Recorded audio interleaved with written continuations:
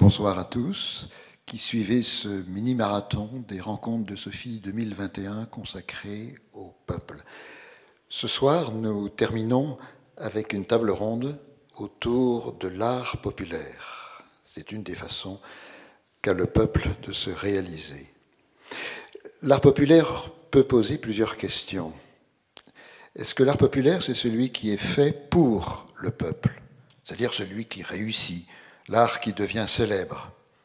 Il devient célèbre parce qu'il est fait par des techniciens de la com, des techniciens de la manipulation, des techniciens, j'allais dire, de l'endoctrinement, du pain et des jeux, pour démobiliser, pour divertir, pour penser à autre chose.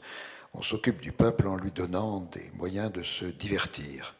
Ou au contraire, pour mobiliser en fonction d'une cause qu'on veut bâtir.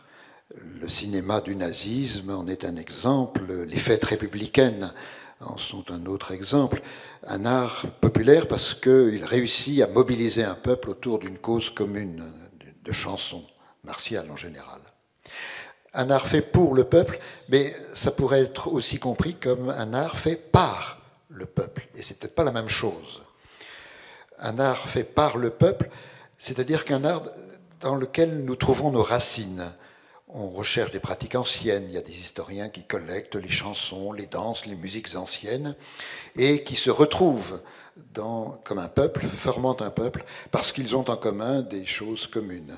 C'est l'avantage de l'histoire, mais une histoire qui est parfois reconstituée. On pense à Wagner et tout le mouvement romantique qui a bâti une forme de nationalisme autour des racines Recré ou à Vichy, qui recherche une France traditionnelle en reconstruisant des éléments populaires, éléments de la Révolution nationale.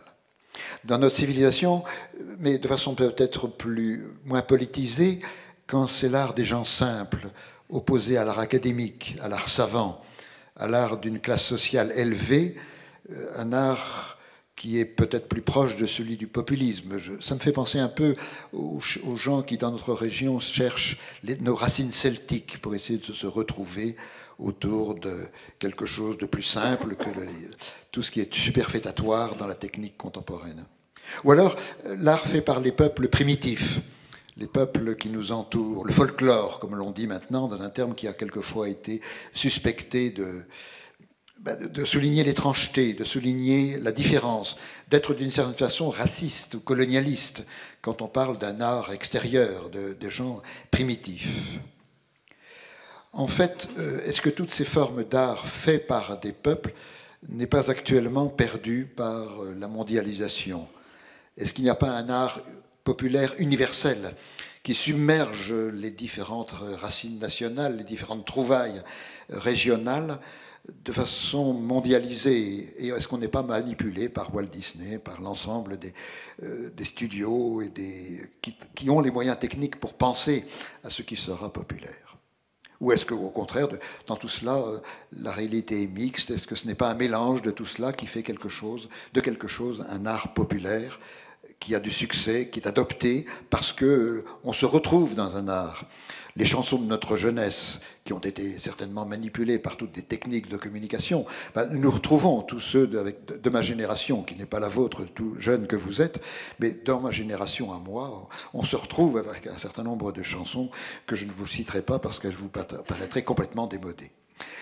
Pour parler de ces questions, nous avons la chance avoir autour de nous deux personnes. Joël Degnaud, d'abord, qui est ethnologue, docteur en sociologie, qui a enseigné pendant fort longtemps à l'université de Nantes et qui a mené des recherches avec les laboratoires de sociologie de Bourgogne, et qui a écrit un certain nombre d'ouvrages, Dire la voix, c'est déjà proche de notre sujet, Le sentiment esthétique, en 2017, mais on a pensé à elle surtout parce qu'elle avait publié un ouvrage qui nous touche de fort près, Édith Piaf, La voix, le geste et l'icône. Et à côté de Joël Degnaud, à l'opposé, à ma gauche, il y a Jérôme Rossi, qui est compositeur, musicologue, qui compose des musiques de films, nombreux, notamment des courts-métrages, mais aussi de nombreuses autres musiques de films, et qui analyse, non seulement fait de la musique qui est destinée à être populaire, mais qui analyse aussi le rapport entre la musique qu'il compose et les films, et le peuple qui adopte ces films. Il a notamment publié tout récemment un livre qui vient de sortir, Le cinéma populaire et ses musiciens, qui vient de sortir aux presses universitaires de France, mais aussi d'autres livres sur l'esthétique post-romantique, sur la musique des séries télévisées, sur la musique de film en France, les courants et les spécificités, etc. Bref, ce sont des gens qui sont aptes à parler de ces questions, et je suis heureux de les avoir autour de moi, qui ne connaît rien, pour les interroger autour d'un certain nombre de questions. La première question que je voudrais leur poser, en quoi l'art que vous étudiez est populaire? Joël Degnaud.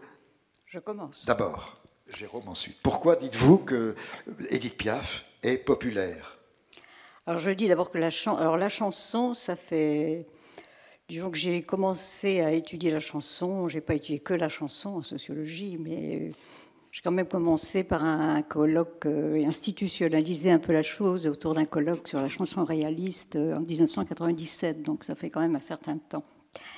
Alors, chanson populaire, il y a d'abord les pionniers, je dirais, qui ont étudié ça, ont dit finalement c'est un pléonasme. C'est-à-dire dire chanson, c'est dire populaire. Donc, alors ça ressemble un petit peu à une réponse un peu de blague, mais oui, pourquoi pas. Et si on veut répondre un peu plus avant, je dirais que la chanson, c'est une petite forme symbolique qui est la plus aisément appropriable. Hein, on a tous une voix, en gros, puisqu'on sait parler, on a absolument tous une voix. On n'a pas besoin d'instruments, on n'a pas besoin de rien. On a juste à entendre et juste à reproduire. Donc il y a quelque chose du commun. Et je dirais, moi, mais je m'engage peut-être déjà sur une définition sur le populaire. J'appellerais populaire ce qui est le conservatoire des choses communes d'une société. Alors évidemment, c'est déjà peut-être une définition. Et chanson populaire parce qu'elle accompagne, pléonasme oui, parce que la chanson accompagne à peu près tous les âges de la vie. Elle vous accompagne dès votre naissance, les berceuses. Elle accompagne aussi les rituels funéraires, qu'ils soient de liturgie chrétienne ou des plus laïques. Il y a la chanson du défunt, c'est son dernière image sonore. Et puis elle est aussi... toutes les saisons de la vie, il y a des chansons de l'enfance, il y a les chansons des comptines, il y a les chansons de l'adolescence. On sait combien c'est tellement important pour le groupe des pères que de se reconnaître à travers des chansons.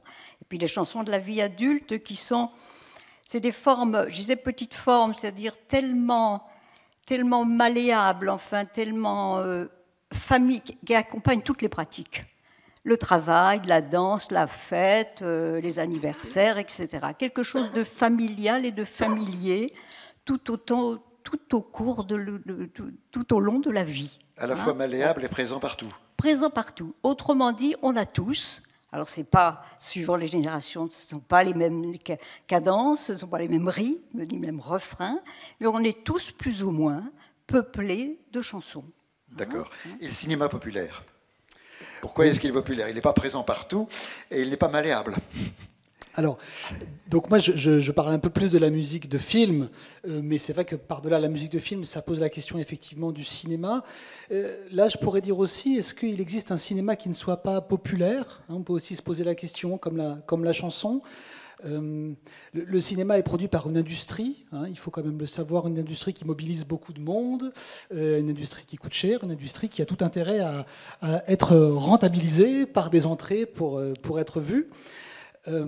On a cette expression dans le cinéma c'est une expression qui est peut-être plus trop à la mode maintenant, mais il y avait cette expression du cinéma du samedi soir, hein, où on disait pas d'ailleurs ce qu'on allait voir, mais on allait au cinéma.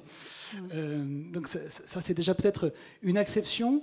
Donc le livre que vous avez cité, le cinéma populaire et ses musiciens, donc qui vient de sortir aux presses universitaires de Rennes. En fait, donc c'est un collectif. Hein, donc beaucoup de gens se sont posés des questions, et c'est vrai qu'on s'est vraiment posé la question qu'est-ce qu'on peut opposer au cinéma populaire? Alors, il y a éventuellement un cinéma du peuple. Alors ça, c'est très compliqué parce que justement, un cinéma, c'est un produit industriel, donc c'est quelque chose que vous disiez tout à l'heure, qui est produit pour le peuple. C'est très rare, un cinéma vraiment fait par le peuple. On a guère. J'avais réussi à trouver cet exemple de Thorne, qui est un réalisateur avec Oser, lutter, vaincre, un film, Jean-Pierre Thorne, un cinéma un peu militant, avec des tout petits moyens.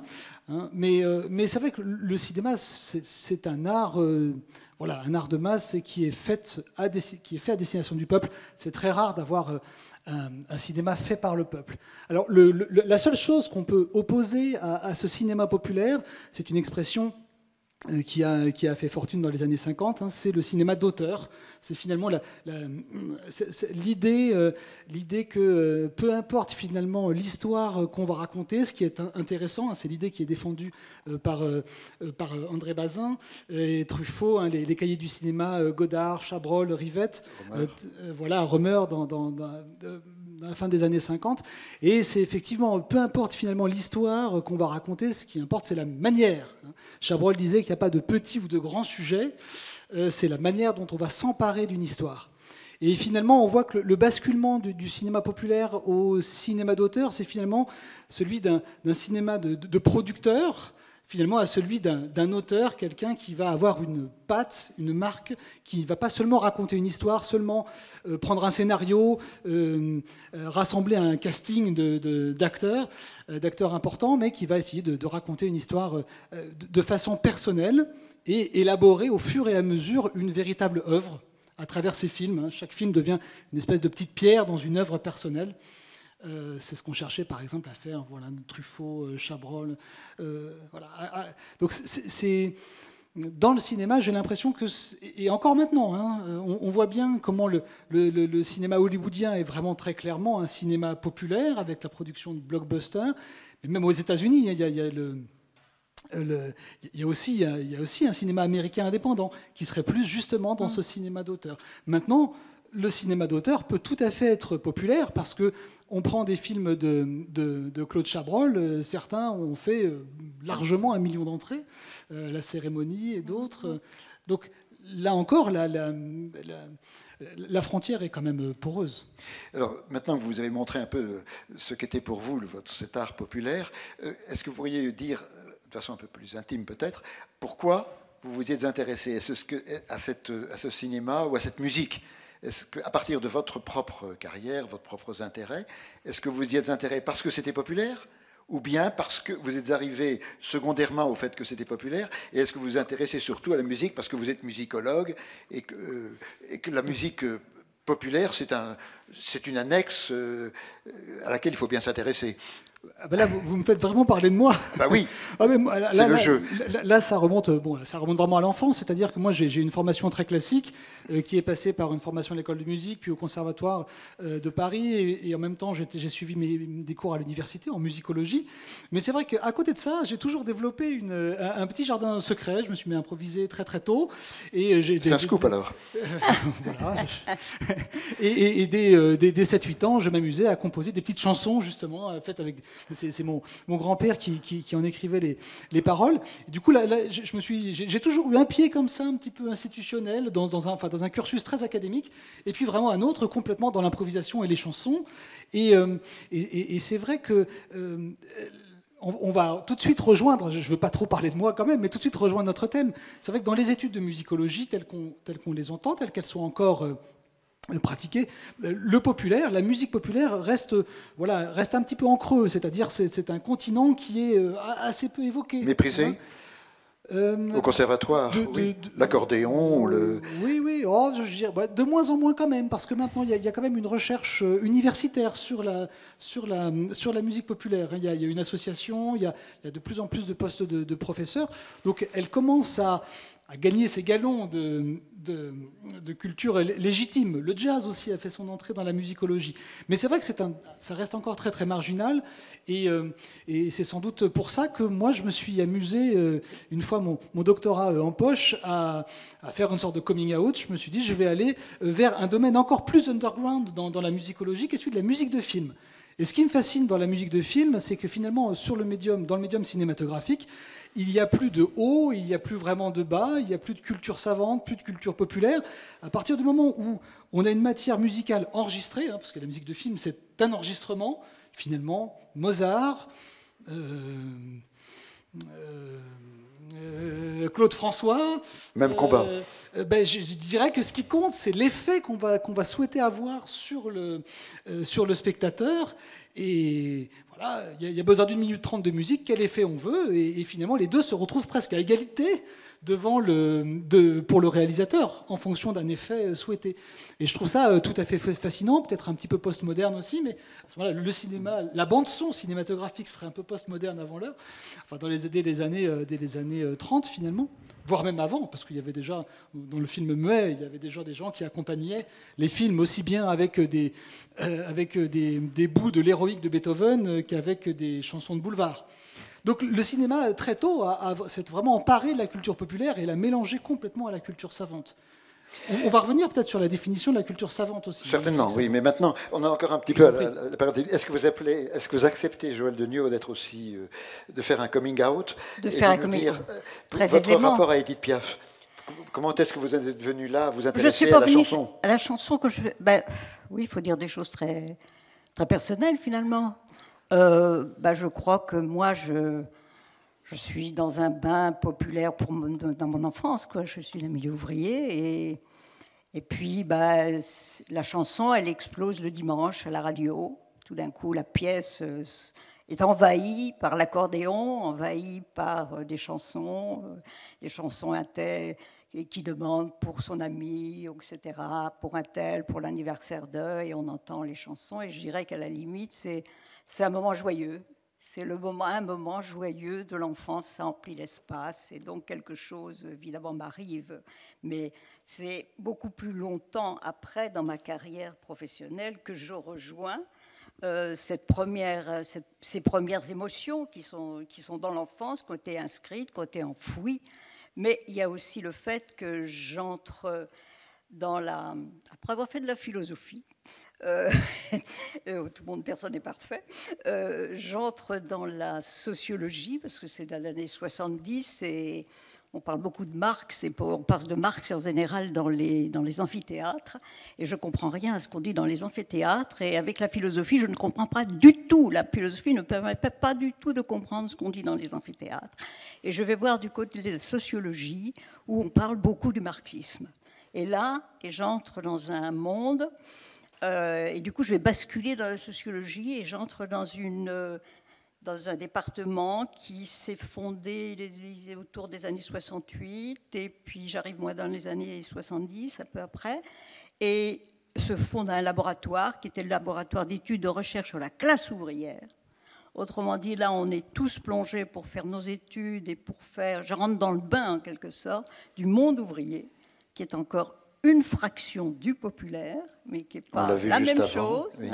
Qui est une fraction. Et moi, je vais faire d'abord des études sérieuses, c'est-à-dire on m'a demandé de travailler sur l'usine, sur les métiers ouvriers. Donc, je passe une thèse sur les métiers ouvriers, et l'usine des Batignolles, ce qui dit quelque chose pour les Nantais, peut-être, et sur la métallurgie, enfin vraiment des choses. Et puis une femme dans la métallurgie, ça fait sérieux.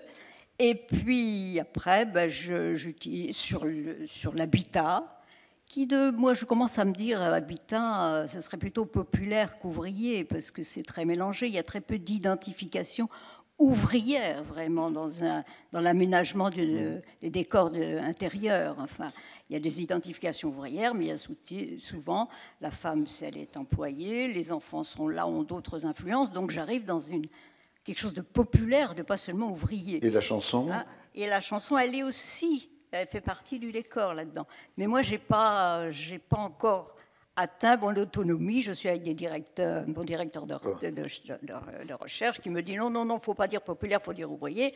Il est trop tôt pour s'opposer au maître, alors je continue à dire ouvrier, je ne dis pas populaire. Et puis, par des hasards compliqués, je me retrouve, enfin pas très compliqués, mais je me retrouve directrice d'un laboratoire, le LERSCO s'efface, puisque le monde ouvrier, le marxisme s'efface un peu des mondes universitaires dans un rapport de force, c'est toujours des rapports de force, les théories sont aussi des rapports de force, qui s'effacent, et je deviens directrice d'un laboratoire sur l'estampe, sur l'acculturation, transformation et acculturation des milieux populaires.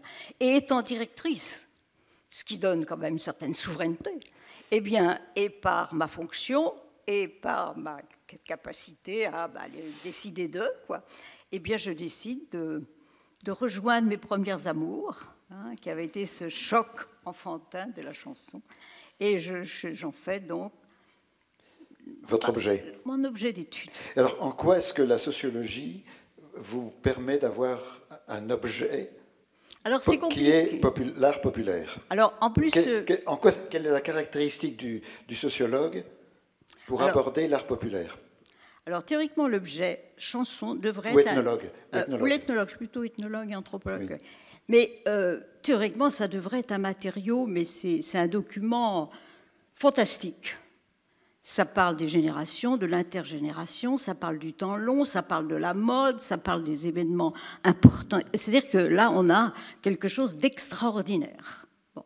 Et autant ça devrait, tous les sociologues ou philosophes, ethnologues auraient dû sauter sur la chanson, et pas du tout, pas du tout. C'est considéré, on a beaucoup dit l'inessentiel et l'essentiel, eh bien c'est considéré comme quelque chose de relativement marginal. Donc, ce qui fait que j'aborde ça avec ma discipline, les méthodologies, etc., évidemment, les méthodologies, mais c'est en quelque sorte une indiscipline dans la discipline. C'est un peu à l'écart. Ma question, c'est quelle est la caractéristique de l'approche ethnologique de la musique populaire, surtout, de l'art populaire? L'approche, c'est-à-dire que je vais En quoi êtes-vous ethnologue? Quand je suis ethnologue ou anthropologue, c'est-à-dire que je vais choisir, ça pose le problème de quelle temporalité je vais choisir, celle qui a des documents, qui s'en est déjà occupé. Je vais rencontrer de l'ethnomusicologie, les folkloristes, etc. Donc je rentre dans un objet d'étude qui a déjà évidemment son passé, qui a son historiographie, et puis je me mets à l'intérieur de cette histoire de la chanson et de la manière dont ça a été apporté par d'autres. Et je rencontre beaucoup plus des historiens. Je rencontre également pour la question de la pulsion vocale chez l'enfant. Aimer s'entendre chanter. Et après le babil, une fois qu'on a la parole, on veut s'entendre chanter. Et ça, je le trouve étudié par la psychanalyse et par les historiens. Et les sociologues se taisent, et les ethnologues, l'ethnologie, pour les peuples primitifs, il y a un très beau travail du CNRS qui a tout mis en CD, où on a, alors là, on est vraiment dans la notion de peuple primitif, entre guillemets, c'est-à-dire de ceux qui ont échappé aux grands mouvements de l'industrialisation, du monothéisme, etc., enfin les grands mouvements, et, je ne sais pas, admettons Lévi-Strauss pour prendre, qui va travailler, et là on a, qui rapporte lui plus, non pas des chansons, mais il rapporte plutôt des photos que des chansons, et là on a, c'est les grands rituels, les grands rites de passage, et on n'a pas vraiment des chansons, parce que c'est une forme, la chanson. Au départ, c'est une forme, couplet-refrain dans sa forme classique, mais elle n'est pas forcément... Déjà, avec Charles Trenet, c'est plus ça. Bon. Donc, on a des rythmes, c'est-à-dire à partir du moment où, je dirais, il y a le langage, et à partir du moment où il y a donc la symbolisation, la capacité de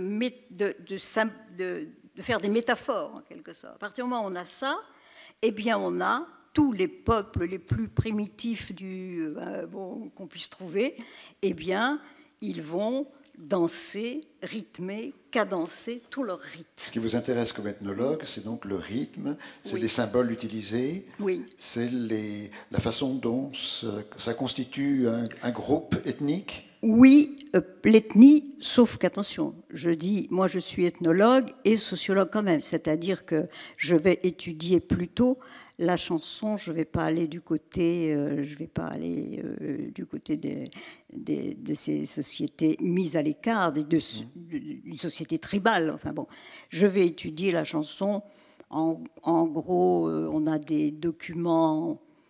Ça commence à devenir un peu riche à partir un petit peu 18e, 19e, même si on a aussi quelques échos. Ce n'est pas des recueils à partir de la chanson traditionnelle de la Renaissance, hein, mais enfin, c'est quand même beaucoup plus frêle et fragile comme archive. Hein.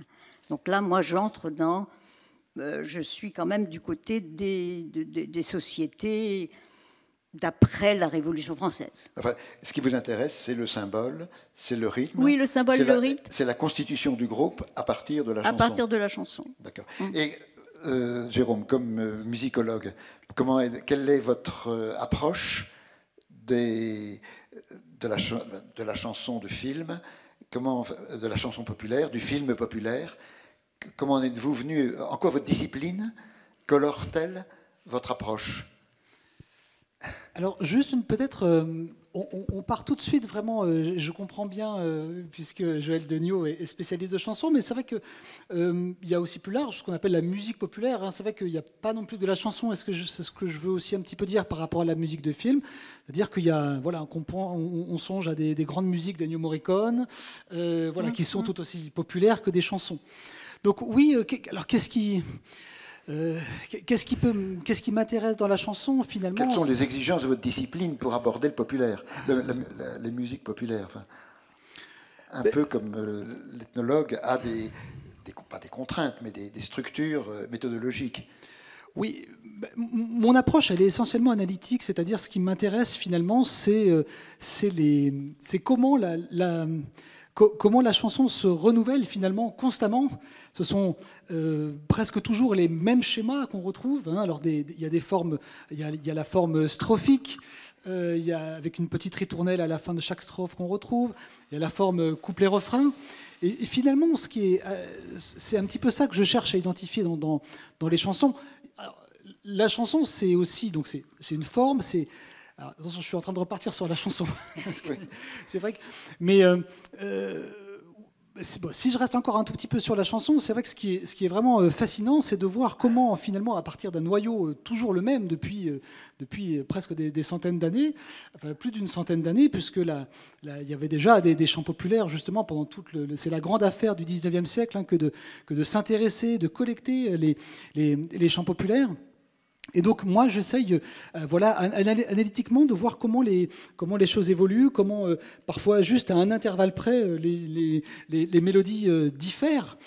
Moi c'est vrai que j'ai cette approche en fait je passe souvent par la transcription, c'est-à-dire que il y a ce qu'on appelle l'analyse paradigmatique, c'est-à-dire qu'on prend plusieurs mélodies, on les met ensemble, on les superpose et puis on voit comme ça quelles sont les différences, hein, presque note par note. Et on peut comme ça étudier la manière dont elles évoluent, la manière dont elles se différencient. La structure musicale. Voilà, la structure musicale. C'est vraiment plutôt ça. D'accord, c'est votre approche. Oui.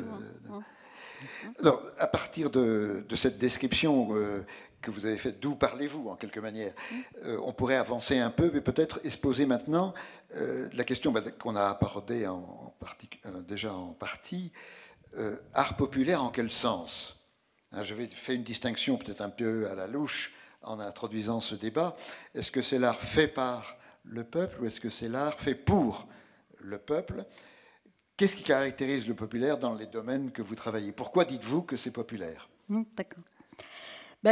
Par le peuple, il y a effectivement dans l'histoire, parce qu'on est obligé de se tourner vers l'histoire, dans l'histoire de la chanson, il n'y a pas forcément un auteur-compositeur, un parolier, etc. C'est-à-dire que les premières chansons, et c'est un universel, les premières, quand on dit premières, toujours quelqu'un va vous dire qu'il y a quelque chose avant, hein, mais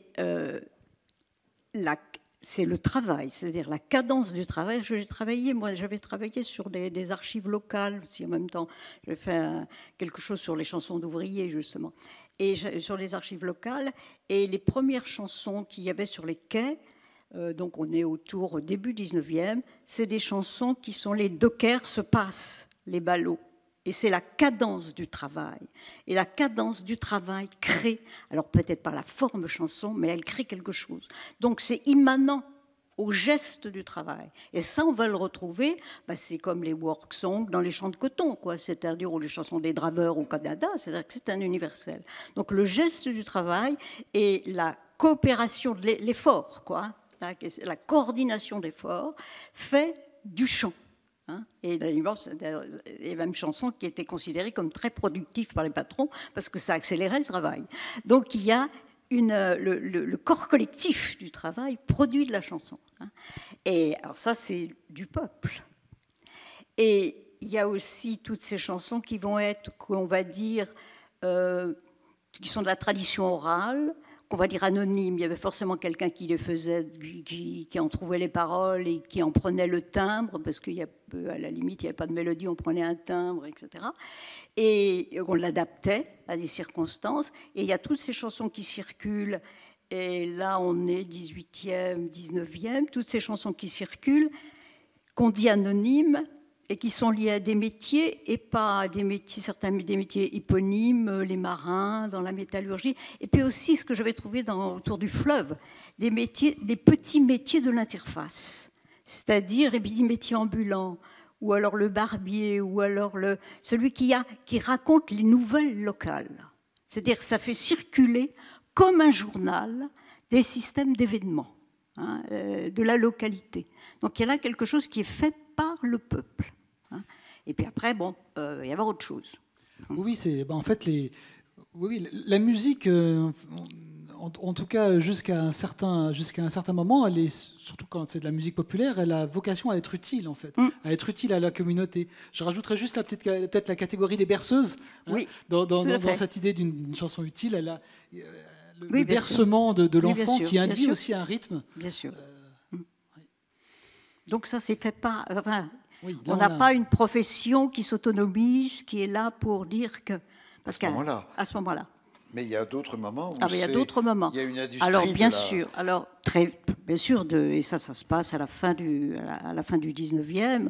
On va avoir, d'abord on a la SACEM qui se crée, c'est très important. Il y a un moment où on peut distinguer la création de la chanson pour le peuple à la place de la chanson par le peuple. On pourrait presque dire qu'à partir du moment où il y a une professionnalisation, alors avant il y a des chansonniers, Béranger au 19e siècle, il fait des chansons, les ménestrels, les godetiers. Là on est bien avant. Oui, d'accord, mais enfin, est-ce qu'il n'y a pas eu toujours des professions ? On a la chanson des trouvères, des troubadours, évidemment, on a ça. Mais quand ça se professionnalise vraiment, et que ça se voit à l'intérieur quand c'est plus des timbres, qu'on a des mélodies, c'est la SACEM qui est créée en 1851, c'est-à-dire au milieu du 19e siècle, parce que le 19e est très très important, le 19e pour la chanson. Et là, on va avoir les goguetiers, les chansonniers, et qui vont commencer à faire des mélodies, ils font des mélodies parce qu'ils sont payés pour ça. Donc et c'est plus le peuple de ce travail, de ces nouvelles, etc. Mais c'est plutôt des figures du peuple qui vont apparaître. Et des figures du peuple qui vont tendre dans les cafés chantants, qui sont plutôt parisiens, qui sont dans ces sociétés chantantes. Il y a le Cafcon aussi, etc. C'est encore autre chose, c'est très compliqué, les chansons, il y a plein de choses. Mais qui vont tendre à faire plutôt une chanson d'un peuple plus abstrait. Parce qu'avant, je disais les petits métiers, etc., les nouvelles locales. C'est la plèbe, c'est une chanson plutôt de dénonciation de la condition ouvrière. Militante. Voilà une chanson militante qui arrive. Et c'est un peuple abstrait, c'est le propre de la condition ouvrière. Hein. Alors ça peut être condition des femmes, condition de l'ouvrière, condition de l'ouvrier, ça peut se mêler, mais on a là quelque chose qui vient plutôt de la capitale, qui est plutôt dans des sociétés chantantes, qui a plutôt effectivement des paroliers, des goquetiers, et qui est plus abstrait qu'avant et beaucoup plus victimaire. Et est-ce que c'est l'effet d'idéologues qui ont une influence sur les chanteurs, ou est-ce que c'est une création des chanteurs eux-mêmes à partir d'une prise de conscience oui, c'est-à-dire que... Par le peuple, vous voyez l'importance de cette question. Je comprends. Est-ce que c'est venu d'une théorie extérieure, ou est-ce que c'est un sentiment du peuple qui naît et qui se manifeste par la chanson?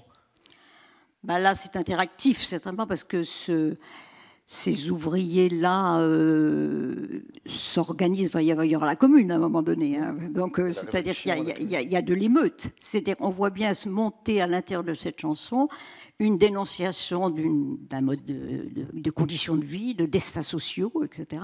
Et puis, ce peuple-là s'organise aussi, commence à avoir des syndicats, ou du moins oui, c'est un peuple émeutier, en quelque sorte. Hein. Donc, c'est parce qu'il existe que aussi, il peut aussi se symboliser à travers des chansons. Donc il y a une interaction entre ce référent et puis des professionnels. Enfin, oui, on peut dire des professionnels qui le mettent en musique, qui le mettent, voilà. Quoique dans les gouglettes, qui vont être vite d'ailleurs interdites, c'était des ouvriers eux-mêmes qui arrivent avec les chansons. Mais ils arrivent toujours avec des timbres, c'est-à-dire qui sont déjà préparés, et puis mettent des paroles pour avoir une autre fonction, quoi. Voilà, c'est toujours la musique, quoi. Alors pour moi, je pense qu'il y a quand même on peut quand même trouver un avant, un après. C'est les débuts de la médiatisation, c'est-à-dire que je pense qu'à partir du disque et de la radio, c'est-à-dire 1910-1920, ça va quand même donner une puissance immense pour imposer les chansons. C'est mon avis, mais je pense que voilà, pendant tout le 19e siècle, on reste encore sur des petites échelles. C'est effectivement dans une communauté d'ouvriers, dans la ruralité notamment, parce que le 19e siècle, c'est vraiment le moment où on prend conscience de l'importance qu'il y a à recueillir ces chants. On a peur qu'ils disparaissent. Oui, c'est le décret Fortoul en 1852 sous Napoléon III qui vraiment missionne quelqu'un pour aller un peu partout dans la France recueillir les chants populaires. Pourquoi ? Parce qu'en fait, avant la radio et le disque, eh bien, le seul support de transmission, c'est l'oralité.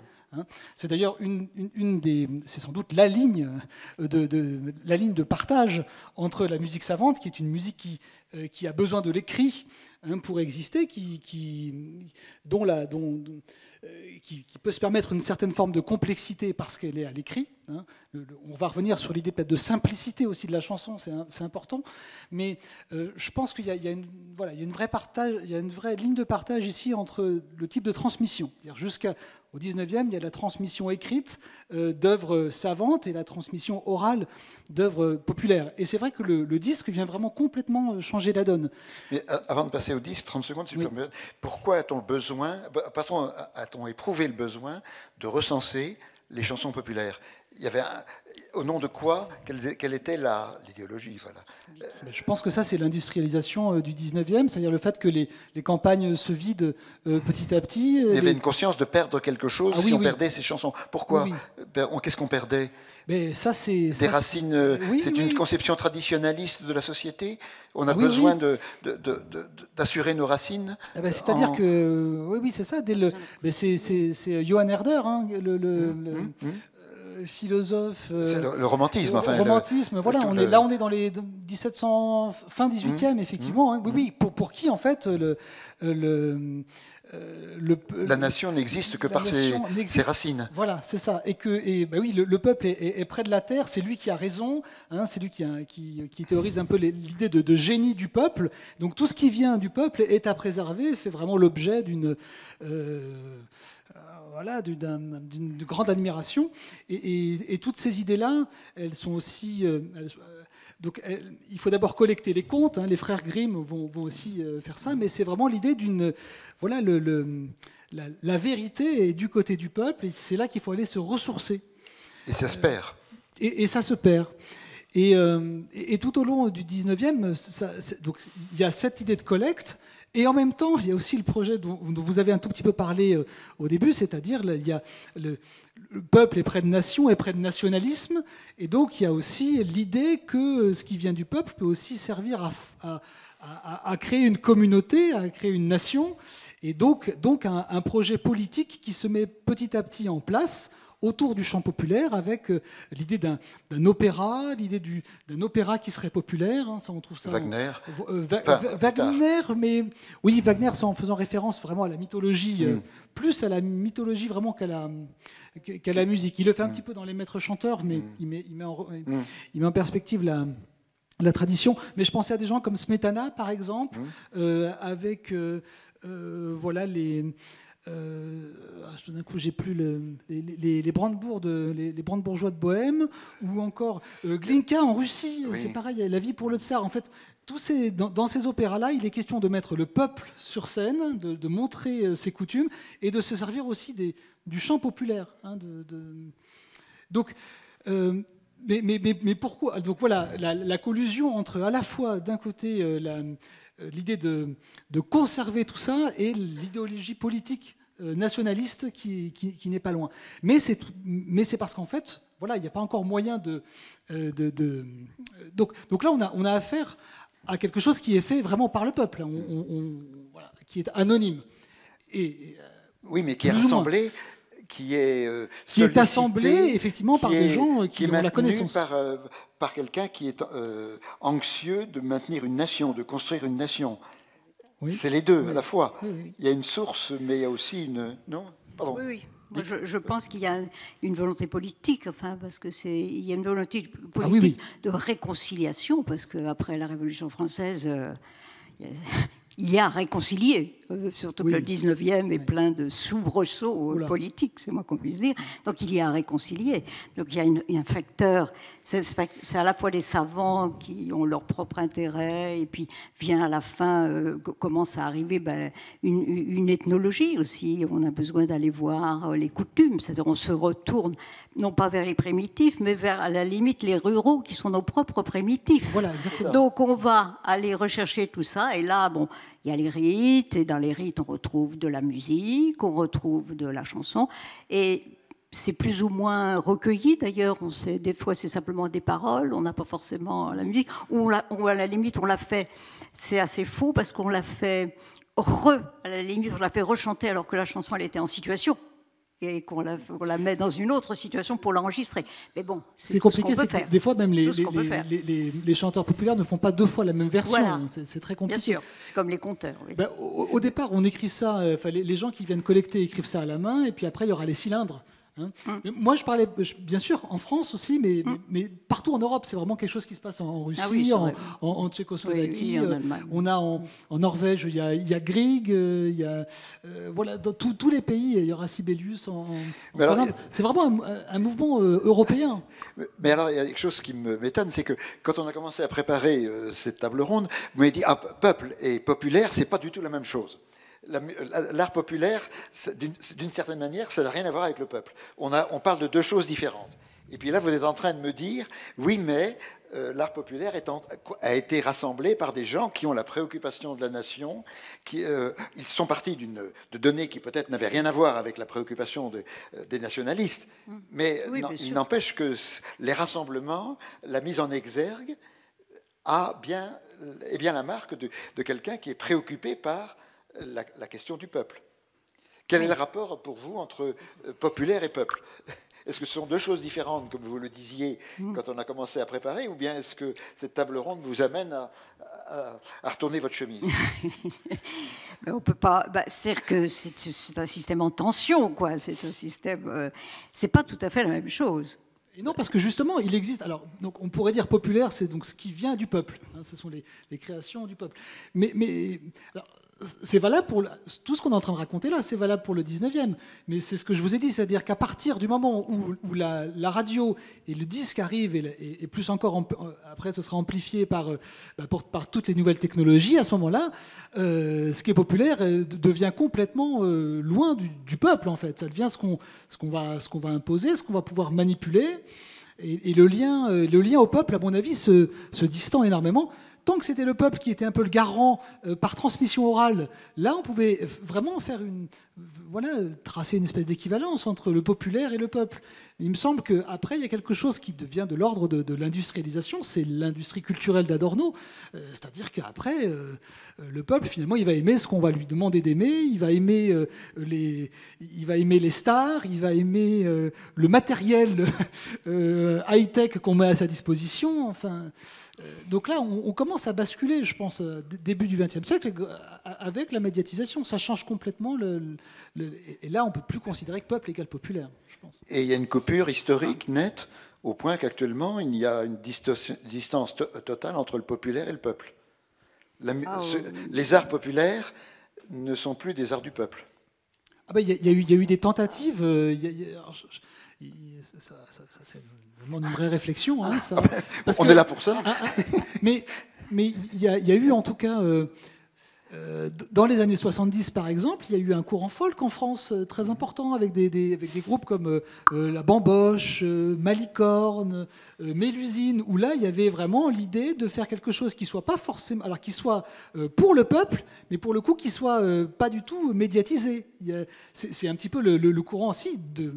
Oui, bien sûr. Le courant de la musique traditionnelle, maintenant, c'est pas des gens qui souhaitent... Alan Stivell, bon, il a été particulièrement médiatisé, lui, mais finalement, je pense qu'il se serait passé de ça, parce que l'idée de ces musiciens traditionnels de maintenant, hein, avec des conservatoires d'ailleurs, hein, on peut apprendre la musique bretonne, c'est tout à fait possible.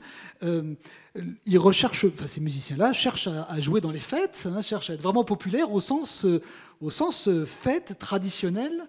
On n'est pas dans une recherche de vente et de décrocher un tube et de décrocher Il y a des îlots mais moi je pense que la musique traditionnelle, au contraire, je pense que dans la musique traditionnelle, il y a presque un refus de la médiatisation qu'entraîne l'industrie culturelle et un vrai souci de garder cette espèce de fragilité, de la passation d'un maître à son disciple. Mais vous dites traditionnel et vous dites pas populaire. Et bien voilà, c'est vrai que je dis plus... Oui, mais enfin bon, ce sont des gens qui, a priori, se transmettent... ils sont d'ailleurs très très attachés à la parole des anciens et à perpétuer les traditions. Et en fait, comment on voyait les traditions populaires. Hein. Voilà, alors là, vous voyez, les traditions populaires. C'est compliqué. Populaire, mais populaire au sens de fondation ancienne. Je sais pas, Joël Ladegno. Oui, comment voyez-vous le rapport peuple et populaire? C'est très compliqué. Moi, je vois plutôt peuple. Le peuple, il est toujours un peu défini par une structure d'État. C'est-à-dire qu'une structure d'État, qu'est-ce que c'est que dans les sociétés médiévales, il y a les ordres, et le peuple, en quelque sorte, c'est le tiers-État. Et si, après la Révolution française, le tiers-État est aboli, d'ailleurs il y a la bourgeoisie dans le tiers-État, le tiers-État est aboli juridiquement, et on entre le peuple devient l'ensemble de la nation. Et dans cette nation, il y a aussi une structure de classe, une hiérarchie qui se met en place. Donc il va y avoir une tension, du coup, entre cette nation qui est la totalité, et la totalité dans toute sa durée très longue, qui va avoir besoin de retrouver ses traditions, de retrouver, etc., son passé. Donc cette longue durée et cette totalité est une tension entre ce peuple, on va dire sociétal, si on veut, et puis un peuple social, c'est-à-dire celui qui, dans une société hiérarchisée en classes, selon des CSP, selon des rangs, qui reproduit un petit peu des sociétés d'ordre en un sens, des rangs, des statuts et des types de métiers, eh bien là on va avoir, oui, ça va toujours être à la fois le peuple va être à la fois tout le monde, et dans la longueur de sa tradition, et puis cette part-là qui en gros est liée, qu'est-ce que ça va être ce peuple? Ça va être tous ceux qui, je tente, vont avoir... dans la division du travail, se retrouvent du côté du travail exécutif, dans un rapport, Alvax disait, dans un rapport à la matière. Mais je dis rapport à la terre, aux objets, au transport des objets, au corps qu'on soigne, aux objets, etc. Je dirais à la limite, dans la période qu'on a vécue, tous ces travailleurs invisibles qui nous ont fait manger, qui nous ont soignés, etc. C'est ça, cette espèce de rapport d'exécution, rapport de travail exécuté, dans le rapport direct à la matière et au corps. Le peuple comme prolétariat. Et ça, c'est le plutôt. peuple salariat, un peuple de salariés dans un rapport direct aux choses et différent du au peuple corps. Et qui n'est pas, et qui est d'exécution. C'est-à-dire l'infirmière, c'est pas le médecin. Hein, et qui, en même temps, le médecin fait aussi partie du peuple. Dans la nation, il est bien le peuple aussi. Dans cette nation n'est pas peuple que ceux qui qui souhaitent se mettre dans une oligarchie retranchée, etc. Après tout, vous reprenez un peu différemment les classifications qu'on a fait depuis le début. Là, du coup, on est dans une sociographie. On ne peut pas échapper à la sociologie, en quelque sorte. Alors que dans le populaire, on peut échapper un peu. On est toujours dans le temps long. Hein, toujours dans le temps long, donc on est plus dans la tradition de recherche d'un universel, de qu'est-ce que c'est que le revival, qu'est-ce que c'était que notre filiation, qu'est-ce que c'était que nos ancêtres, qu'est-ce qu'on chantait, qu'est-ce qu'on dansait. Des traditions des fois fantasmées un peu. Voilà, tradition, éventuellement une fiction, mais peu importe, une fiction, c'est celle qu'on veut retrouver, quoi. Alors que, bon, autrement, le peuple, il est peut-être plus politique, quoi. Populaire est plus lié à la tradition, à l'histoire, pas forcément consciemment recherché, mais que l'on pas consciemment cherché, mais pourquoi est-elle cherchée quand même cette tradition? Pour se donner des racines, pour se donner une identité, une quête d'origine, une quête d'origine inconsciente, peut-être oui, on est ou une habitude, on a besoin de nos ancêtres. Oui. On a besoin de se définir par un lieu. On a besoin peut-être de se définir plus longuement, quoi. Oui. Plus universellement.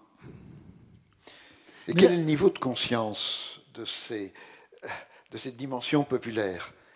Est-ce que forcément ceux qui font ces recherches ou qui font ces recherches traditionnelles sont conscients de se chercher des bases? Ou bien est-ce que c'est instinctif? Ou est-ce qu'on retrouve... moi, quand je retrouve les musiques de mon enfance, je n'ai pas conscience de chercher des bases. Je sympathise tout de suite avec des gens de ma génération, ou avec des gens de mon milieu, avec des gens qui écoutent la même chose que moi. Il y a des clans qui se forment, je crois que c'est encore vrai maintenant. Oui, c'est vrai, autour des mêmes chanteurs, il y a des groupes qui se forment. Ah oui, mais ça, avec quel degré de conscience est-ce que ça se vit, ça? Mais ça, c'est le pouvoir d'anamnèse. C'est vrai que d'anamnèse, c'est-à-dire que les chansons restent, une fois qu'elles sont arrivées, elles restent à vie. Oui, c'est ça. Autre coming out que je peux faire, voilà, les chansons d'Elton John que j'ai écoutées quand j'avais 10-11 ans, elles sont... Mais c'est parce qu'en fait, comme vous disiez très bien, elles sont toujours là, elles sont toujours présentes, elles nous construisent en fait, les chansons. Et qu'elles soient avouables ou non avouables, finalement, elles représentent des parts de nos vies. Et donc, à moins de se renier soi-même, voilà, les chansons, c'est la bande-son de nos vies. Et même encore actuellement, hein, voilà, là, j'ai pu partir un petit peu en vacances avec mes enfants. On met une chanson dans la voiture tout le temps, par exemple. J'ai fait l'expérience où on mettait la même chanson en début de journée quand on partait voilà, randonner ou tout ça. Eh bien, cette chanson-là, je pense que dans 30 ans, elle me rappellera exactement ce que j'ai vécu là. Là, c'est un pouvoir extraordinaire. Hein. Moi, c'était Brel et le tram 33 que j'ai vu passer à Bruxelles. Forcément, je vibre à Jacques Brel. C'est extraordinaire, ce pouvoir-là. Hein. Mais c'est parce que, effectivement... Ce n'est pas conscient, c'est pas vécu, c'est pas choisi.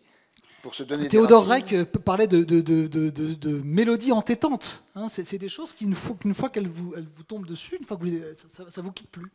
Ça vous quitte plus parce qu'elles sont faciles à mémoriser. Encore une fois, on revient vraiment à cette simplicité. Une chanson, c'est un organisme relativement simple. C'est plein d'attentes. Une chanson crée des attentes. Dès qu'on a donné un premier couplet, on sait qu'il va y en avoir un autre. Les paroles vont peut-être être différentes, mais la même musique va revenir. C'est toute une dialectique de la répétition, mais extrêmement simple, puisqu'elle est sur 3 minutes, parce que c'est le format. D'ailleurs, pourquoi en fait beaucoup de chansons font 3 minutes? C'est l'origine du 78 tours, et puis après du 45 tours, le single. Ah bon? Et avant, ça n'existait pas dans les chansons? Il se trouve quand même que justement, si, elles étaient pas plus longues. C'est extraordinaire. Les complaintes pouvaient être longues. Les complaintes pouvaient être très longues quand même. Les chanteurs de rue pouvaient quand même la complainte. On pouvait même rajouter des couplets en quelque sorte.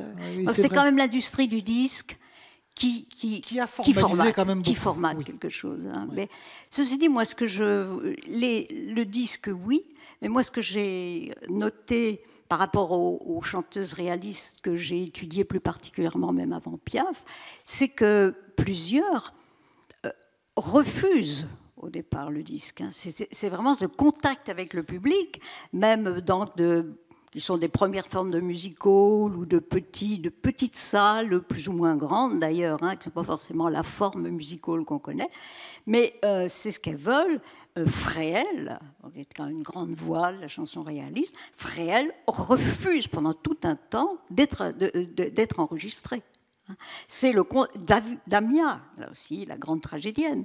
Eh bien, Damia refuse très longtemps d'être enregistrée. C'est-à-dire qu'on a beaucoup moins d'enregistrements parce qu'elles veulent le contact avec le public et elles sont apparemment, évidemment il y a très peu de témoignages maintenant de gens vivants qui disent qu'ils ont vu Fréhel ou qu'ils ont vu Damia, mais il y a des écrits et ils disent que ça n'avait rien à voir.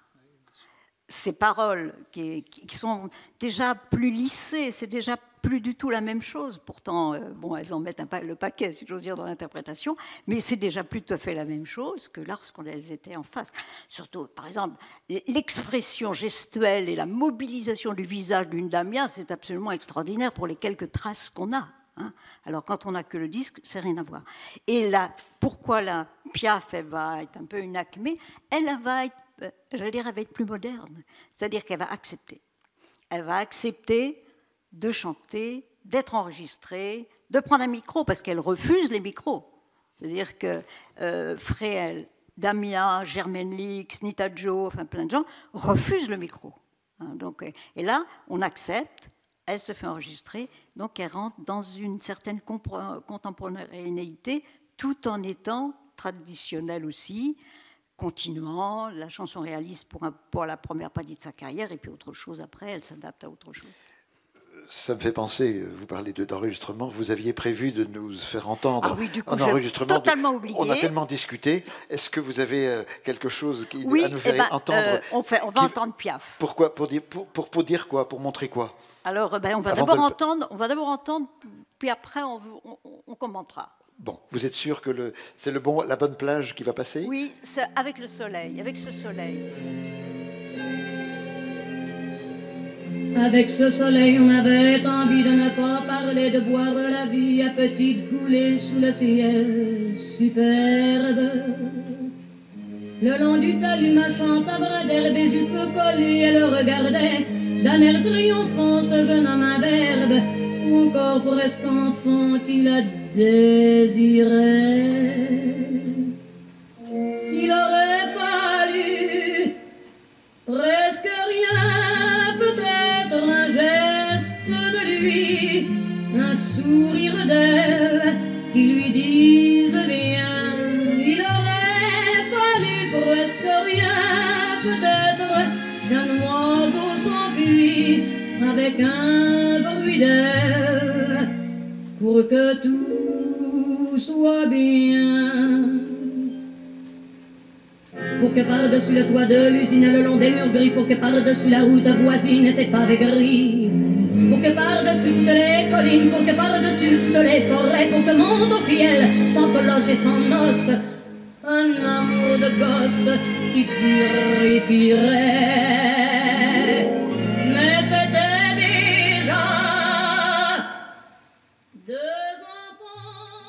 Mais c'était déjà deux enfants qui s'aiment, etc. Et alors, je voulais dire, je l'ai mis d'abord parce que, pour deux choses. Pour rappeler que chanson, c'est Carmen, c'est-à-dire le charme. Donc, on peut pas, ça ne se réduit pas à une thématique, hein, ça ne se réduit pas à des paroles, hein, c'est un ensemble qui vous envoûte. Et puis aussi, pour parler un tout petit peu de la voix, pour essayer, je ne peux absolument pas définir quelles seraient les caractéristiques du populaire, d'un art populaire ou d'une chanson populaire, mais peut-être quand même, au bout du compte, qu'est-ce qui va être? Il n'y a pas de, on a dit, il n'y a pas de recette, ça ne peut pas marcher, on ne sait pas comment le fabriquer, etc. Mais peut-être au bout du compte, ce qui va arriver à être populaire, à partir du moment où je dis dans la chanson réaliste, les femmes vont amener l'interprétation et vont amener dans l'interprétation la place de la voix. Hein, elle l'amène, bon, et cette place de la voix, et on va, entrant dans le disque, entrant dans les grands musicaux, l'entend dans la grande scène, peut-être une caractéristique de la chanson populaire, ça va être un artiste qui est capable de faire passer une certaine singularité, une certaine authenticité, en l'incarnant dans la force d'une voix et en l'incarnant aussi dans un corps, une voix qui se consume sur scène, ou du moins qui ne s'économise pas. Et je pense aussi bien à Brel, hein, qui se brûle sur scène. Hein. Et Piaf, c'est pareil, elle se consume, elle est christique en quelque sorte. Hein. Et on va trouver ça de pleine voix. Ce n'est pas forcément la puissance de la voix, alors, parce qu'on va dire c'est simplement des voix singulières, des voix qui s'exposent et qui exposent une authenticité et qui en donnent pour leur argent, quoi, etc. Donc il y a quelque chose comme ça de livrer une authenticité de soi dans un excès à dire, un excès qu'on livre à un public. Mais c'est une tentative. Bon, et qui crée une empathie. Et qui va créer cette empathie quand Piaf, par exemple, puisque évidemment elle dit quand je rentre sur scène, je sais que je vais recueillir, parce que c'est plutôt des chansons de La Vie en noir, même si elle a chanté La Vie en rose, hein, et je sais que je vais recueillir du public tout un ensemble de chagrins enfouis. Et je les porte.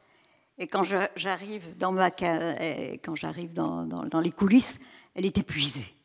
Parce que non seulement elle a, en fait, en quelque sorte, elle a consolé, hein, parce que la chanson console aussi. Hein, mais c'est une empathie qui n'est pas d'individu, c'est l'empathie d'une salle. D'une salle. Par sa chanson, elle constitue la salle, elle construit la salle. Elle construit la salle. Elle fait, si je peux tirer mon fil, oui. elle fait un peuple. Le public, dans la salle, elle constitue un public. Alors, oui, elle constitue le mot public et peuple, c'est le même mot. Voilà, hein. C'est le même mot.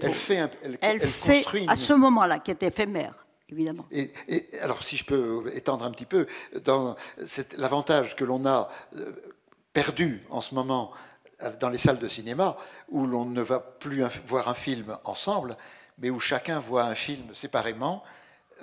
On ne fait plus le film ne constitue plus un public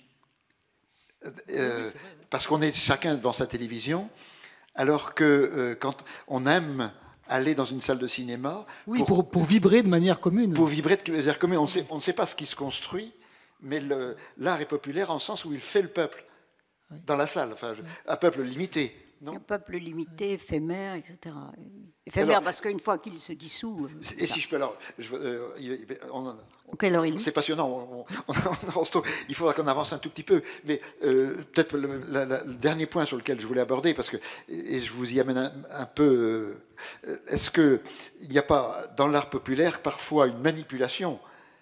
Quand une chanteuse fait, comme Piaf, ou quand un film fait un peuple, constitue une salle, c'est une première chose, mais au bout d'un certain temps, il y a une technique pour le faire. Est-ce qu'il n'y a pas une manipulation de la part d'hommes politiques qui utilisent des formes d'art pour construire une nation, pour construire un peuple? Est-ce qu'il n'y a pas une fonction politique de l'art populaire pour rassembler? On l'a dit à propos de la tradition tout à l'heure. quand à Nuremberg, quand une foule vibre, parce que Hitler, il se donne aussi. Ah oui, il se donne. Oui, il paie de sa personne. Oui. Il constitue un peuple par l'empathie qu'il suscite. Est-ce qu'il n'y a pas un danger de manipulation dans le cinéma, dans l'art populaire, dans la chanson? C'est bien tant que ça... Ou faire passer la barrière, quoi. Ou faire passer la limite. C'est le problème la bonne manipulation, oui. qui constitue quelque chose de sain, oui. Et de cathartique. C'est sûr que le chant, on a souvent présenté le Troisième Reich comme vraiment la dictature du chant, c'est-à-dire que les enfants très petits devaient déjà apprendre des chants de combat, des chants de ralliement au guide, au Führer. Donc oui, bien sûr, oui, tout à fait. Alors moi, je voulais juste dire un tout petit chose, parce qu'on a beaucoup parlé de l'interprétation, et c'est vrai que c'est très très important, mais encore toujours dans cette idée de parler de la musique populaire, je pense que et utiliser justement peut-être pour manipuler, en tout cas d'un point de vue commercial aussi, c'est une analyse assez intéressante, c'est l'idée du hook, en fait le crochet. C'est vraiment toutes les chansons ont ça. Les chansons, pour être populaires, elles doivent avoir un hook. Moi, c'était un directeur artistique de maison de disques qui, comme ça, me disait, moi, je mets une chanson, au bout de 10 secondes, je sais déjà si ça peut avoir un potentiel économique ou pas. Et il y a un analyste américain qui a fait quelque chose, Gary Bartz, qui a montré qu'il y avait 3 types de hooks. Il y avait un hook textuel, par exemple, comme le shabadabada, on dit shabadabada, et tout de suite, déjà, il y a quelque chose qui est de l'ordre. Tout de suite, on parlait du rapport à la mémoire, un shabadabada, j'ai juste besoin de vous dire ça tout de suite. Voilà. Et puis vous allez vers le film de Claude Lelouch, Un homme et une femme. Il y a un type de hook, le crochet, c'est toujours cette idée d'arriver, de se crocheter dans la mémoire, en fait, du spectateur. Il y a un hook uniquement musical. Par exemple, un riff de guitare électrique, quelque chose qui va tout de suite. Et puis, il y a des hooks aussi plus bruitistes. Là, je pense par exemple à la caisse enregistreuse au début de Money de Pink Floyd. Si vous écoutez, vous avez la boîte à sous. En fait, ce sont des petits gimmicks musicaux qui vont permettre tout de suite d'accrocher. Et ça fait partie en fait des stratégies. Il faut vraiment qu'une chanson, pour qu'elle devienne populaire du point de vue de l'industrie du disque, doit pouvoir tout de suite en fait déjà vous accrocher par ce mécanisme de. Voilà. Vous avez évité ma question du rapport avec la politique, mais j'y reviendrai. Est-ce que sur ce point-là, Vous répondez. Oui. Je trouve que là, il faudrait peut-être qu'on fasse une distinction entre culture populaire et culture de masse. Là, moi, je parlais déjà de la culture de masse. Parce que là, je trouve qu'on est dans la culture de masse. Oui, tout à fait. Et c'est pas pareil. Absolument. Et qu'est-ce qui différencie la masse et le populaire? Le populaire, il a une cohérence, il a une mémoire commune, il a quelque chose en commun. Et la masse, c'est des additions. C'est une addition d'individus. Oui, mais enfin, Michael Jackson, il a fédéré des... Il a fédéré. Il a fédéré des tribus. C'est sûr qu'il a fédéré des tribus. Puis il a peut-être des tribus qui vont peut-être aussi se transmettre, etc. C'est possible. C'est-à-dire que cette culture parce que les masses, il n'y a pas de cohérence dans une masse. Oui, c'est un plus un. Est-ce qu'il n'y a pas une notion dont on avait parlé en préparant, celle du temps? Est-ce que on ne passe pas avec le temps, on risque pas de passer de la masse à la tribu, Oui, il y a quelque chose qui peut devenir cohérent. C'est-à-dire, je pense que Michael Jackson, maintenant, il a sans doute des fans qui transmettent, etc. Ils deviennent traditionnels quasiment. Enfin, tout le monde peut devenir classique et traditionnel. C'est exactement ça. Et populaire, donc en quelque sorte, quoi. Mais la culture de masse, à un moment donné, c'est le hook, elle veut accrocher, quoi. Oui. Elle veut faire du pognon, quoi. Bon, voilà. Mais c'est ça. Mais je pense qu'elle prétend aussi, vu qu'ils ont des catalogues et qu'ils cherchent à rentabiliser ça, parce que des fois, l'industrie du disque sort des énièmes compilations, des compilations. Donc c'est vrai que l'idée, c'est quand même d'arriver à imposer quelqu'un au-delà du single, du tube de l'été. Je pense qu'il y a une stratégie de faire traditionnel. Est-ce que toute la génération actuelle n'aura pas ses racines, sa tradition aux États-Unis? C'est très possible.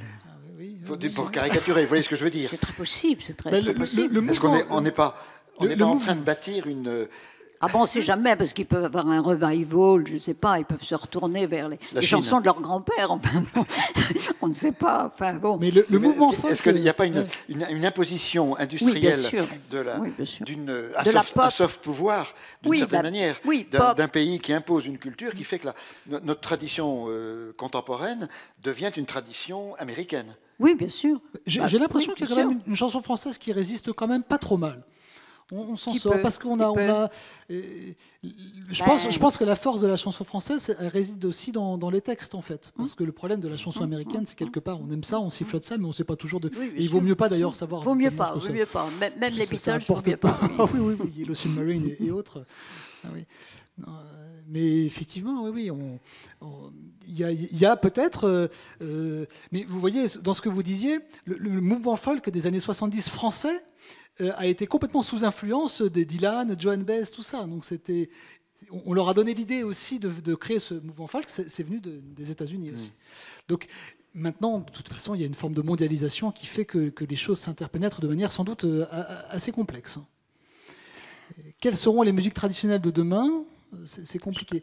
Mais on sent que paradoxalement, il y a quand même je ne sais pas si on peut appeler ça des irréductibles, mais il y a quand même un courant musique traditionnelle qui reste et qui est très suivi dans les villages, dans les villes. Il y a toujours des fêtes traditionnelles. Alors, je reviens, peut-être pour terminer, entre nous, à cette question de la manipulation et la dimension politique du populaire. Est-ce qu'il n'y a pas un moyen de construire un peuple en lui instillant une chanson, un film, culture populaire, et où passe la frontière entre l'utilisation simple, non immorale, si je puis dire, de la création artistique et la création intentionnellement manipulatrice? On peut toujours manipuler. Enfin, à partir du moment où il y a, j'allais dire, c'est pareil, ça dépend des appareils d'État, ça dépend du pouvoir. Pas que de l'industrie d'ailleurs, ça dépend pas que de l'industrialisation, ça dépend d'un pouvoir. Si on a une structure d'un pouvoir unique avec un appareil idéologique d'État très très fort qui veut imposer une seule forme symbolique, etc., c'est la boétie, c'est la servitude volontaire. C'est-à-dire que, évidemment, qu'à force que si on ne répète que ça et si on n'entend que ça, on va finir par avoir l'esprit de tout le monde, d'ailleurs, du populus, de l'ensemble de la population, va se réduire en quelque sorte. Mais il faut faire confiance à la vie. C'est-à-dire qu'il va bien y avoir des pôles de résistance, etc. Et d'ailleurs, je resterai sur chanson française, effectivement, qui a eu son âge d'or et qui est quand même cet équilibre particulier, on n'a pas parlé de ça, mais qui est un équilibre particulier entre le texte et la musique et qui va permettre à des chansons dites à texte, ça ne veut rien dire parce qu'il y a toujours des paroles à une chanson, mais des chansons dites poétiques qui vont permettre de devenir relativement populaire. Si on a quelqu'un comme Juliette Gréco, si on a quelqu'un comme Anne Sylvestre, qui sont des textes travaillés, et avec des types d'émissions de type de Discorama, quand il y avait qu'une seule chaîne, mais qui pouvaient passer des choses comme ça, elles devenaient aussi des figures populaires, et des figures iconiques. Enfin, à la limite, elle se prend pour sa voix, comme Piaf se prend pour sa voix, je dirais que Gréco se prend pour sa voix. C'est pour ça qu'elles avaient des conflits entre elles, d'ailleurs. Mais elles se prennent chacune pour leur voix. Donc, on peut faire passer... La chanson, c'est aussi la poésie orale. Donc, il y avait ça de spécifique, peut-être à la France, j'exagère peut-être, ou au Québec aussi. Donc, il y en a la francophonie, cet équilibre entre texte et musique, quoi. C'est une musique que j'aurais pu choisir peut-être pour finir. Vous savez, les fameuses Carmina Burana de Karl Orff. Voilà une musique qui a été peut-être construite pour de mauvaises raisons, puisque c'était commandé par Hitler, enfin par le régime. Il fallait faire quelque chose de très rassembleur. C'est pour ça que vous avez ces chœurs qui psalmodient un mélange de latin et de vieil allemand. Et là, donc, il fallait être extrêmement compréhensible. D'ailleurs, c'est une œuvre très répétitive quand on l'écoute, pleine de puissance, qui était diffusée diffusée à fond sur les enceintes hein, pendant les grands meetings politiques d'Hitler. Et c'était une œuvre justement qui était destinée à faire peuple, à mettre tout le monde au garde à vous et à fédérer cette communauté, à faire émerger cette nation aryenne.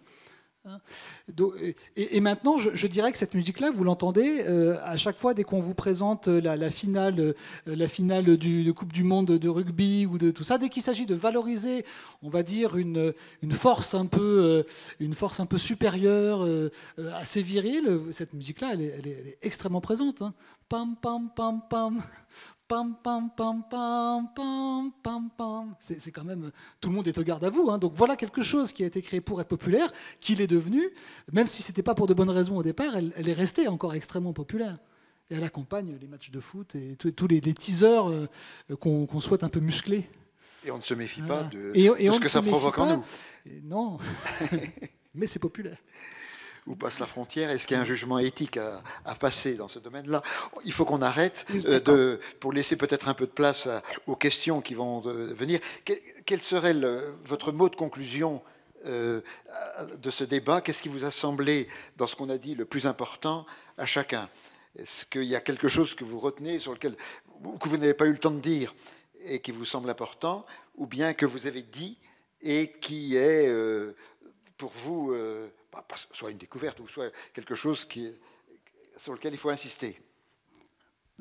Peut-être aussi, dans le sens où, dans un prolongement, des chansons qui avaient été prévues pour un certain effet. Hein, je pense à la chanson de Sardou, Ne m'appelle plus jamais France, et qui a été repris par les chantiers de la navale comme une hymne de la CGT. Donc vous aviez un côté nationaliste qui est repris dans un côté totalement revendicatif, parce qu'au moment où la santé navale allait mal. Donc vous voyez, donc la chanson est aussi quelque chose qui, comme l'exemple que vous prenez, c'est la Cambarana, c'est-à-dire qu'on a la possibilité d'inverser totalement le sens prévu en quelque sorte. Et ça peut toujours, c'est ce côté très labile, très mobile. Il peut toujours de la musique. Finalement, avec ou sans parole, la musique reste manipulable. Oui, voilà. Par des gens mal intentionnés, comme par l'industrie. Par des gens bien intentionnés qui peuvent se le reprendre et l'inverser en quelque sorte. C'est votre conclusion aussi? Vous avez quelque chose qui vous semble important dans ce qu'on a dit depuis une heure? Non, j'ai beaucoup aimé cette intervention sur effectivement la naissance de l'interprétation dans la voix. J'ai trouvé ça tout à fait pertinent. Oui. On n'a pas du tout parlé de la place de la sexualité dans l'art populaire, mais déjà la présence du corps sur lequel vous avez insisté. La présence du corps, oui, très fort. Et justement, avec les voix, les femmes effacent, c'est très important, là, parce que les femmes apparaissent au music hall dans leurs appâts, en quelque sorte. Elles montrent leur corps, leurs jambes, leur poitrine, etc. Mais et tout d'un coup, elles montrent leur voix et elles effacent leur corps. C'est-à-dire que Damien est en robe noire, etc., etc. Donc il y a cette espèce de présence du corps qui devient tout différente, parce que évidemment, il y a une sorte de spiritualisation. Voilà, ce que je retiens aussi, ça me revient aussi, c'est que les premières chanteuses, ça c'est très intéressant, ne voulaient pas être enregistrées.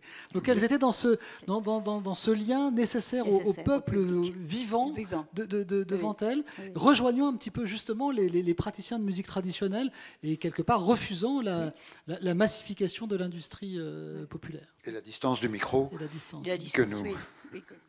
que dont nous abusons. Ça, c'est intéressant. Est-ce qu'à cette heure tardive et confinée, il y a eu des réactions, des questions du public nombreux? Oui, alors il y a un certain nombre de questions. Je vais tenter de les synthétiser. Alors en deux grosses questions. La première porte sur le rapport du populaire au peuple. Est-ce que l'art populaire, sans être forcément un art imposé de haut par un État ou par une idéologie, ça ne serait pas ce fond commun qui pourrait constituer une identité, voire une identité nationale, d'ordre affectif, pas du tout idéologique? Est-ce qu'on ne pourrait pas voir le bon côté, en quelque sorte, de la popularité dans la constitution d'une nation affective autour d'un certain nombre d'airs, de chanteurs et peut-être de films aussi, hein. On peut penser que, je ne sais pas, il y a des films, les Tontons Flingueurs, c'est peut-être identitaire pour une certaine France, par exemple. Oui, moi, ça serait un petit peu mon fil directeur de mes travaux, à savoir que le populaire, c'est pas le social du bas, c'est pas le social des sociologues, enfin en quelque sorte, mais c'est ce fond commun, c'est cette idée du fond commun et de longue mémoire. Qui traverse les modes. Peut-être pas la longue histoire de Braudel, mais de longue mémoire. Est-ce qu'on pourrait dire, ça serait un peu peut-être curieux la formule, mais est-ce que du coup le populaire c'est le national? Le populaire c'est le national qui est... Oui, le populaire, c'est le national. C'est l'aspect affectif du national. Oui, c'est ça. Oui, c'est le roman du national. C'est le roman du national. Et c'est surtout la prise en compte, effectivement, du temps long. Ce dont on discutait un tout petit peu avant de venir, c'est-à-dire que c'est vrai que par exemple, certains films n'ont pas fait forcément beaucoup d'entrées. Oui, parce qu'on n'a pas parlé du versant économique du populaire. On l'a un petit peu évoqué, oui. Mais c'est vrai qu'on pourrait dire, si on voulait une définition simple, est populaire ce qui plaît au plus de monde, finalement. C'est peut-être la définition la plus simple économiquement. Mais c'est vrai que je vous ai remarqué qu'effectivement, il y a des films qui sont sortis, par exemple Monsieur Batignolles, Les Bronzés au départ. C'est des films qui avaient fait 1 million d'entrées, qui n'avaient pas forcément eu, mais qui n'avaient pas défrayé la chronique en termes d'entrées. Mais finalement, ce sont des films qui ont fait le plus l'objet de rediffusion télévisuelle et qui ont fini par s'installer au bout de 20-30 ans, et là maintenant qui sont complètement dans le roman national. Et alors, je sais pas 30 secondes, parce que ça me semble important. Vous dites d'accord pour le populaire, c'est le national, mais est-ce que c'est pas quand même réduire la nation et faire il y a de multiples populaires différents. Ça supposerait qu'il y ait de multiples nations différentes, locales, temporaires, alors que l'idée de nation me semble avoir une dimension plus liée à un territoire, plus liée à une certaine collectivité marquée. Est-ce que rendre strictement équivalent, ce serait un élément. Autant je suis d'accord pour dire que le populaire c'est un élément du national, mais faire une identité radicale entre les deux, est-ce que c'est pas du point de vue de la philosophie politique pour le coup, mais la nation, on est entre l'État et le peuple. Oui, c'est ça. C'est vrai que si on fait l'équivalence nation égale peuple, à ce moment-là, il nous manque quand même un... Ah oui, c'est populaire. Voilà. Vous avez dit qu'il y avait une différence entre peuple et populaire. Bon, enfin, ce sera pour les rencontres de Sophie de la fois prochaine. De la fois prochaine, oui. Oui, parce que cette nation, elle a mis beaucoup de temps à se constituer, évidemment. Donc, c'est plus le fait qu'il y a plusieurs populaires dans une même nation. Oui, parce qu'il y a de la région, il y a dans la langue, il y a du dialecte. Ça. Enfin, bien évidemment, tout ça s'est brassé. Oui. On est affaire à... C'est pour ça qu'on insiste toujours sur le temps. Oui. C'est-à-dire que c'est... Bon. Alors, j'aurais pas dû juste en prolongement, justement, une deuxième question qui va vraiment dans le même sens. Si le populaire se rapproche d'une identité affective nationale ou communautaire, est-ce que ça exclut complètement qu'un art populaire soit universel? Est-ce qu'une chanson qu'une communauté aime, en France par exemple, est-ce qu'elle n'aurait du coup pas du tout vocation à devenir universelle? J'ai une tendance à penser que le populaire charrie de l'universel. Et charrie de l'universel... c'est toujours dans la singularité qu'on trouve l'universel. Après tout, je ne sais pas, le fado, c'est une tradition. Moi, quand j'écoute du fado, voilà, je suis dedans, quoi. Quand on prend la grande tradition des voix flamencas, on est dedans aussi, quoi. Je veux dire, on est pris, on a l'impression que ça nous parle. Donc, ça transgresse la langue aussi, ça transgresse, c'est un émotionnel, c'est un système d'affect, des grandes choses de la vie, en gros, qui nous parlent du travail, de la vie, de la mort, des deuils, etc.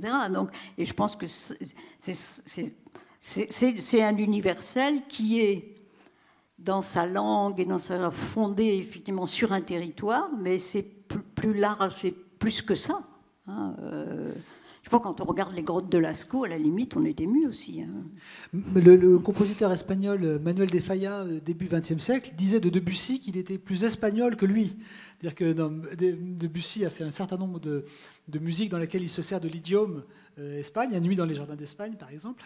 Et c'est vrai que il était plus espagnol même que... Donc c'est bien que il y a il y a un je ne sais quoi d'universel, de toute façon, qui s'exprime dans chacun des Oui. créateurs aussi. Oui, oui. Alors, une autre question peut-être? Oui, encore c'est possible. une Oui. dernière peut-être. Oui, par rapport au titre général de la table ronde, qu'est-ce qu'un art populaire? Est-ce que ce que vous avez dit ce soir, est-ce que ça fonctionne que pour les arts dits mineurs, comme la chanson ou le cinéma? Est-ce qu'on pourrait transposer ça sans autre à la peinture, à la sculpture, à l'architecture Moi, je pense et à la que oui. littérature? Oui, oui, moi je pense que. Alors, je vais être provocatrice, mais je pense que. C'est-à-dire que je pense que vous l'avez dit aussi un peu. Je pense peut-être que tout art est populaire, et s'il n'est pas populaire, est-ce que c'est un art?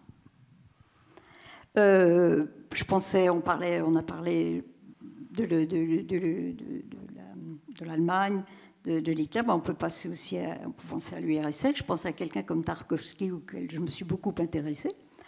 Tarkovsky, pour moi, il charrie quelque chose de très long, hein, de l'histoire. C'est comme Dostoïevski, c'est comme Tolstoï, etc. Et pour moi, c'est pas. J'étudie ça et il y a un universel, et c'est le populaire de la Russie qu'il retrouve avec la religion orthodoxe, avec tout ce fond, de la mémoire longue. Certains vont dire que c'est très élitiste. Non, il y a des tas de courriers qui lui arrivent. Certains disaient on ne vous comprend pas, vous êtes en dehors du réalisme, etc. D'autres disaient c'est retrouvé parfaitement. Le miroir, la nostalgie, Stalker, c'est quelqu'un qui a donc a travaillé en URSS en opposant certes au système, mais qui en fait retrouve des traditions très très anciennes. Et quand il était vu du côté occidental comme étant simplement, il était bien parce qu'il était un dissident. Non, il était bien parce qu'il retrouvait la longue tradition de son peuple, en fait. Oui, ça me fait penser à une petite chose aussi, c'est-à-dire qu'on a parlé de la chanson, de la musique de film, mais la musique classique savante, médiatisée, devient effectivement un art populaire. Hein. On pense au Boléro de Ravel, hein, qui est l'un des titres les plus vendus au monde, qui est vraiment un tube, hein, de la musique classique. Mais maintenant que, par exemple, France 2, France 3 diffusent des émissions sur les petits prodiges, tout ça, la musique classique, ça ferait bien sûr bondir Adorno, mais fait complètement partie du panthéon. Elle est au panthéon des arts populaires aussi. Hein, la lettre à Élise, tout ça, ce sont des tubes au même titre qu'une chanson d'Édith Piaf, hein, sans parole non plus. Tout classique devient populaire, en fait. Oui. Je pense qu'il n'y a pas d'autres questions urgentes. Je vous remercie. Je pense que grâce à vous, à partir de l'exemple de l'art populaire, nous avons posé vraiment une réflexion philosophique, non seulement pour parler du rapport entre l'universel et le singulier, mais aussi pour parler de la place du temps, de la place de l'histoire, de la place de nos racines, de la place de l'ensemble du corps dans tout ce que nous faisons. Et je pense que là, il y a véritablement un questionnement philosophique à partir des domaines qui sont les vôtres. Merci d'avoir accepté de clore ces rencontres de Sophie avec nous. Et je laisse la parole à Madame la Présidente de Philosophia, qui va conclure ces rencontres de Sophie. Merci encore à vous et merci aux auditeurs. Bon, eh bien, vient d'être... Ah, le masque, effectivement. Vient donc d'être rappelé l'importance du corps, l'importance du rapport au public. Et vous avez ainsi souligné combien le fait d'essayer de présenter ces rencontres en distanciel constituait un défi, hein, surtout quand on est attaché à l'idée de rencontre, et pas seulement à leur idée, mais au fait de les rendre vivantes. Donc je voudrais formuler un très grand merci aux techniciens d'abord, bien sûr aux intervenants, aux auditeurs, d'avoir permis à cette édition un peu étrange de ne pas sombrer dans l'absurdité. Et au moins, je crois que nous aurons évité un écueil qui a été rappelé plus d'une fois lors de ces 2 après-midi, c'est qu'à croire incarner le peuple, eh bien, on ne manque pas de le trahir. Et bien sûr, je remercie aussi bien sûr le lieu unique et toutes les institutions, les membres de Philosophia, du Conseil scientifique et toutes les institutions qui soutiennent nos activités, la mairie, le département, la région. Et voilà. Et j'espère que on pourra se retrouver l'année prochaine en chair et en os pour une édition complète des rencontres. Merci à tous. Bonne soirée.